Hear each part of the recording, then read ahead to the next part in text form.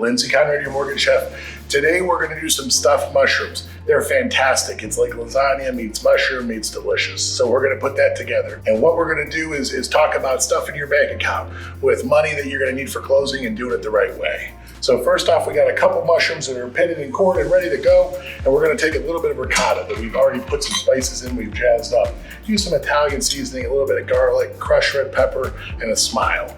There's not much more needed. Salt and pepper, 10 bit, just to remind you of the good old days. So we're gonna take this and we're gonna put this in all the mushrooms. Just load them up until they're even.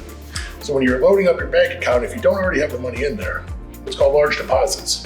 Underwriters don't like those. So what you wanna do is when you're putting money into your account, for closing, small deposits, if you don't have the money in there, what you should do is talk to your loan officer to make sure you have a plan. You just don't want to come to 3 days before closing and bring out your jar of Hellman's from the backyard that's been dug there for 4 years and say, here's my money. And it doesn't work that way. We need to actually source that money and seize that money to make sure that it's coming from the right place. So it's not very hard to do, but again, it could delay your mortgage. And then if you're stuffing your bank account the wrong way, you might be sitting in some problems. So again, all our guys and girls, they know how to fix all that. Call us before you go. This is what you do, you plan. You get your SB ready at the beginning, the same way you get your money ready for closing. You know what's happening before you put an offer on the house. So it's not a big scramble a week before and everyone's stressed. Nothing good about being stressed, especially when it's not needed. Literally, I can tell you your life will be better if you do it this way. Just try it that way, I promise. So next, we just stuff those with ricotta. Real easy process. We're gonna put in some already ground Italian sausage. Again, this is a low carb option. You can do this a bunch of different ways. I'm doing it the low carb way. We're gonna put Italian sausage on top of each one of these things. If you miss, it's okay. Sometimes it happens. It can't always be perfect. You gotta try. So here we are loading these mushrooms completely up. These are called overstuffed mushrooms. It's like an overstuffed bank account. It's gotta make sure you have it stuffed correctly though. I sourced and seasoned all the sausage, I assure you. So here we are. We are throwing this in together.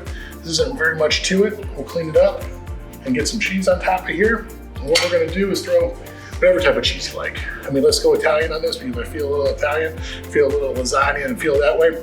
This is gonna be a provolone with mozzarella mix. Just dab it on top. If you like cheese, I like cheese. It's gonna get crispy, it's gonna get brown, it's gonna be delicious.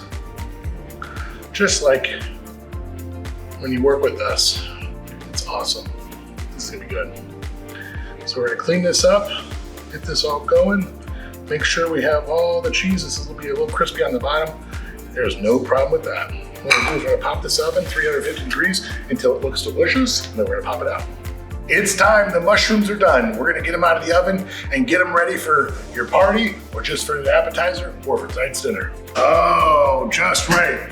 Here we go. These mushrooms are gonna taste like lasagna and it's gonna be fantastic. So give these a shot one time. You're not gonna be disappointed. My team loves them, my family loves them, and we hope to hear from you soon.